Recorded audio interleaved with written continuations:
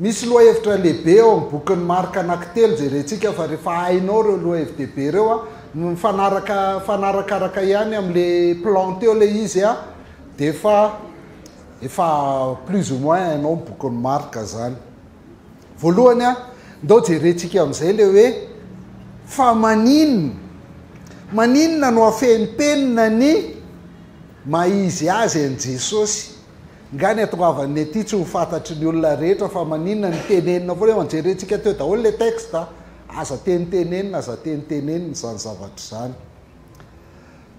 vao manomboka nefa le boky a de tonga de efa teneniny maizy azy an Jesosy hoe niny andohany ny filazantsara an Jesosy Kristy zanak'Andriamanitra any zany de mahafantatra ao ny momba azy hoe inona iza le rôle ho resahana ato Jesosy Kristy zanak'Andriamanitra efa nambarany hatramin'ny voalohany zany io a fa mila azotsika fotsiny amin'ny fiainana rehetra de zao teo amin'ny azo fijaliana zay vao niariary zay vao baribary hoe izy Jesosy teo amin'ny azo fijaliana zay vao azo ny antony nanafenany an'io a de zao rehefa nanazava ny antony nanaovan'ny fanoharana izy de any nitatsika hoe fa maninona kainona feniny maizy azy sy anankiroa izy fa rehefa nanazava izy fa maninona ny fanoharana foana no ilazanao amin'ny vahoaka ary ianao tsy miteny amin'ny vahoaka fa tsy amin'ny fanoharana de zao no lazainy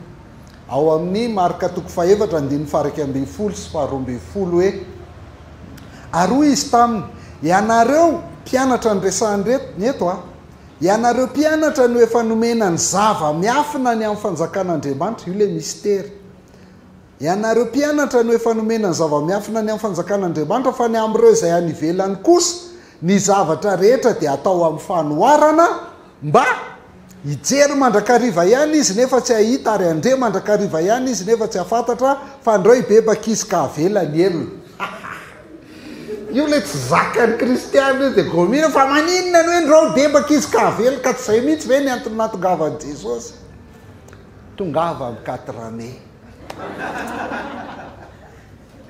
tongava amin'ny 4 mai fa am'izay tsika hijery azy fa zay mihitsy hijery mandrakariva ihany izy fa tsy ahita andre mandrakariva ihany ina dikan'izay ny sens ny dikany mystera zany a de tsy ampahafantarina anao ny mystera ny mystera de tsy omena afa-tsy am'izay tian'Andriamanitra omena azy ihany zay le dikan'le teo zay tia ny omena azy ihany a no ampahafantariny dikany de eto zany zao de ny mpianatra ny tia ny omena azy a de mpianatra no nomena azy ozy izy hoe ianareo no efa nomena ny zava miafina ny amin'ny fanjakan'Andriamanitra reny hijery fa tsy ahita andre fa tsy afantatra reo de hibebaka izy ny dikan'ny ministery de tsy omena afa-tsy am'izay tian'Andriamanitra omena azy fa ho any sisa de miafiny zany mystera zany zanako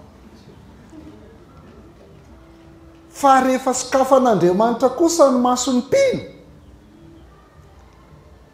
de zay izy vao mahalala azy tena Andriamanitra mihitsy mila manokatra ny masonao a zay ianao vao afaka mahalala an'Andriamanitra zay foana diny atsika akaiky zay amin'ny heriny fa tsy zay aloha mbola eto fa zay hitantsika ao marika ihany no jerentsika zao ny antony faharoa de hitantsika eo amin'ny tapany faharoa io lehibe tapany faharoa 8:22 hatramin'ny 10:52 ao ny ahitantsika ny antony faharoa mila manambara ny fahafatesany aloha Jesosy zay tsy le heriny fotsiny zany ny mila hitanao fa ny fahafatesany koa satria ao izy ny manambara azy ary amin'ny tapany fahatelo le grande indray a de rehefa teo anatrehan'ny Sinédriona izy efa niresahantsika teo a zay izy vao nilaza ny fiziny rehefa ho tsaraina ho faty izy a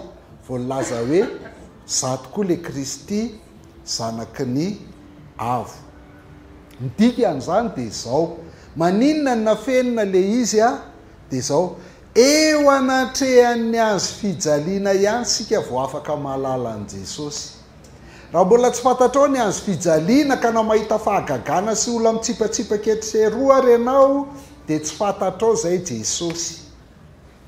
Ao ve malaza be zany zao a, dia rehefa mandeha ny adevitra mitenen'ireny ianao dia asehoako ara-ny herin'ny Jesosy ny lisany, asehoako ara-ny herin'ny raha hitanay. Nenareo mbola dimension ambany, tsy topoka. Rehefa marika ny jerentsika, zay koa antony nanaovana nyity fampianaranyity, rehefa marika ny jerenao rehefa mampiseho ny herin'ny Jesosy a, dia mbola miafiny, mbola tsy mahafantatra azy ireo olona mahita ny herin'ireo. Fa rehefa maty eo amin'ny azo fijaliana izy a, zay vao tena hitanao hoe io tokoa le zanak'Andriamanitra io. Ka ny tsy tiavan'i Jesosy manao pub ny tenany zany dia lasa pub diso no hitan'ny olona. Ary zany pub any amin'ny Facebook amin'izao fotoana izao be dia be. Tsy haiko ny anareo fa tsy ny ahy ihany fa ny anareo vao manokatra Facebook ianao dia voalohany aloha le namana akaiky anao dia vao manokatra fandroana anao dia ery Jesosy, erin'le zanak'Andriamanitra ny hitanao eo. Raha tsy mahay me ianao dia mandehana makany raha te himeme. Zany le herin'Andriamanitra ao. Dia akoatran'izay rehefa mijery an'le anina amin'izay ianao dia minjakinjaka daholo ny hitanao amin'ny vidéo rehetra ao a, raha ohatra ianao ka mbola manana mega. Ka tsy tiany Jesosy hanana an'izay fampahafantarana diso zay zany hoe ianao miseho malala Jesosy nefa le zanak'Andriamanitra mahery fotsiny no hitanao fa tsy hitanao le azo fijaliana. Mbola tsy fantatrao zay Jesosy.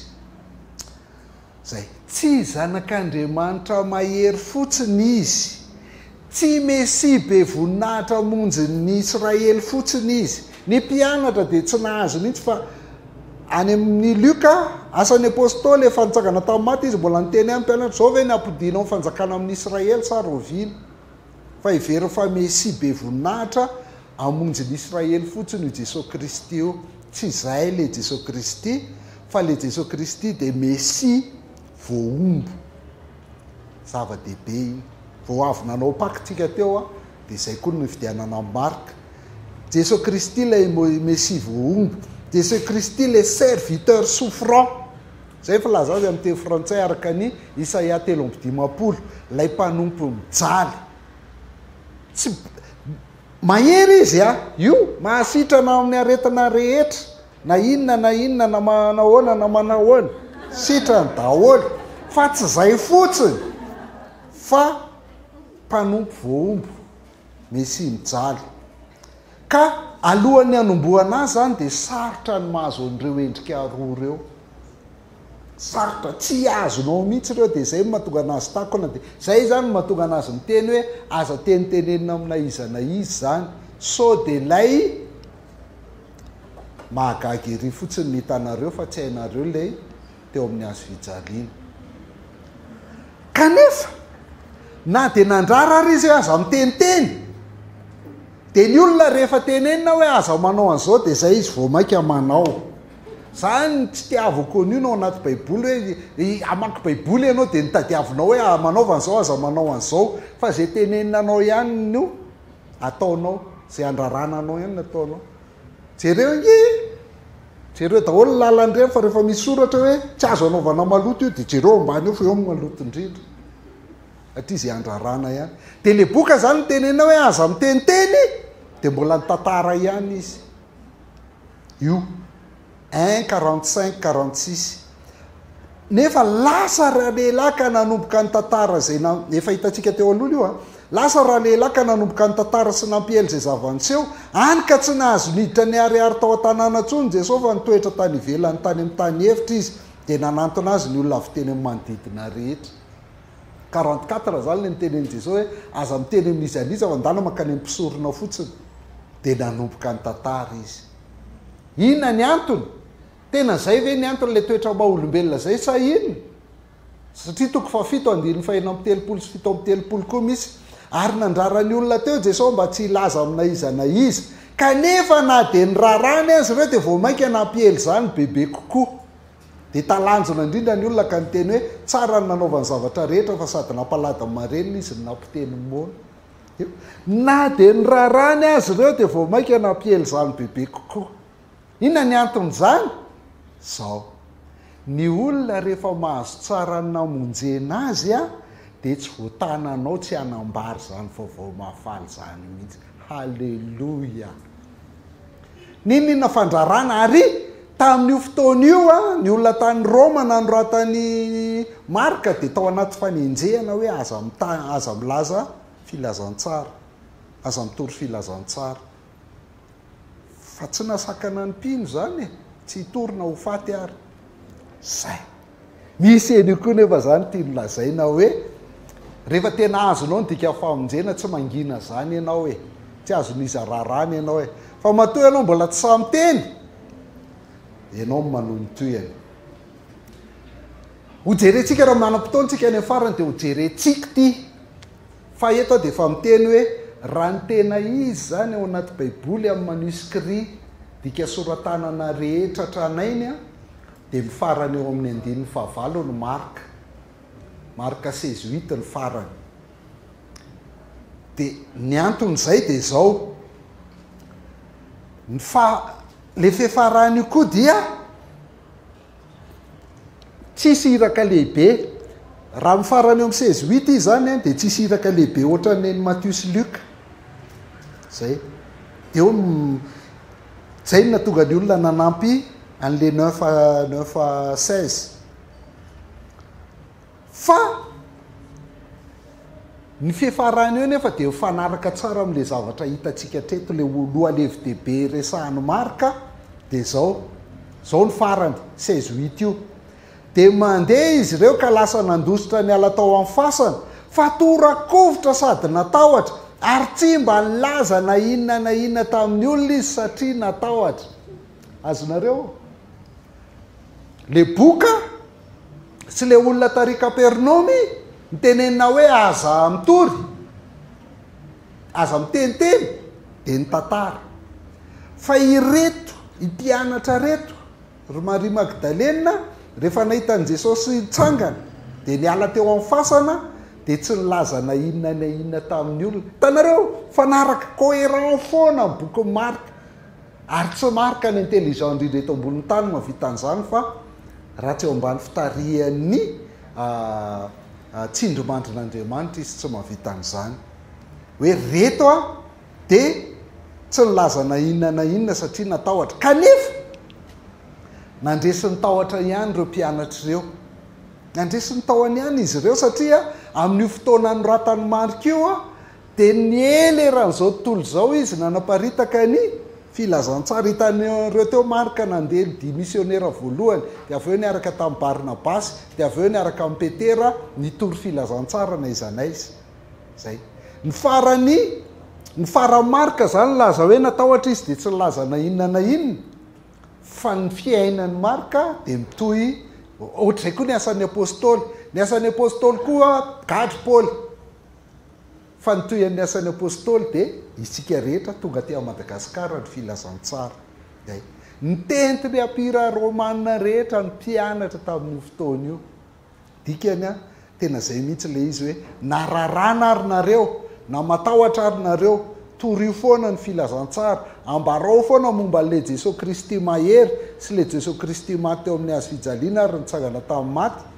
Fa zay ny antom-pisinareo, zay ny antony ampahafantarana anareo an'io fa tsy ilazana hoe nareo mahay noho ny hafa akory. Zay nitetiny ampira Romanina ny mpianatra nambarany nahafatesan'i Jesosy Kristy sy ny fitsanganany tamin'ny maty. Ny aseho amin'ny Marka zany, boky Marka ray manontolo zany dia mampiseho hoe tsy azo sakana n'io filazantsara io. Ninona nataon'ny Romanina, ninona nataon'ny mpanenjika dia tsy azo sakana n'io. Fa any aminao voasakany tahotra ve, Marka 16:8, fa any aminao voasakany mpanenjika ve, fa any aminao voasakany akamoana ve.